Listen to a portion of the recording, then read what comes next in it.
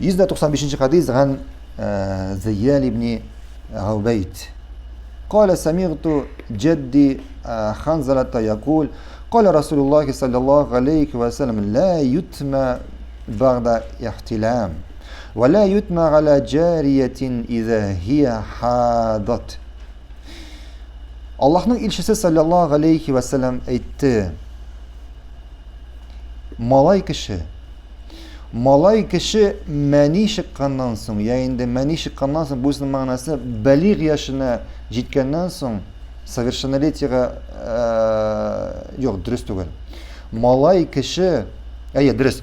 Malay kişi yetim bala, yani yetim malay kişi belir yaşına jitkenden sonra, yani belir yaşına jitkenden sonra ol yetim bulmayındı. Belir yaşına jitkenden sonra ol yetim bulmayı, yetim deyip atalmayı. Şulay kız kişi, yetim bulgan kız bala belir yaşına jitkeştin yetim bulup atalmayındı. Belir yaşına jittu, yani совершеннолетие. Kubı kişi uyli 18 yaş doğuştu.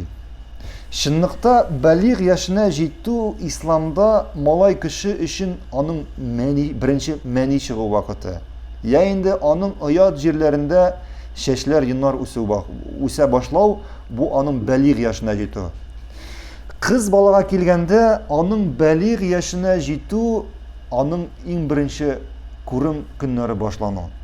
Kurum günü başlandığı bilen kız kişi belir yaşına jittu. Eğer 11 yaşında onun kuruma kildiyken kurum günleri, demek şu vakittan indi ol belir yaşına jittu. Şuna göre yetim balalara kelgende biz biliriz, yetim balanı terbiyele o büyük zor ibadet.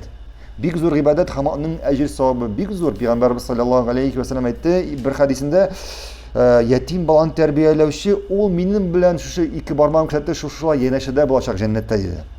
Şuna göre mesela indi irtege nindir kız balanın, yetim kız balanın kurum günleri başlandıyken demek indi bu kız kişiye yetim, bu yetim bala deyip eytü dürüst bulmayı. Bu indi yetim bala sıfatından çığa. Anlaşıldı mı? Barakallahu fikum.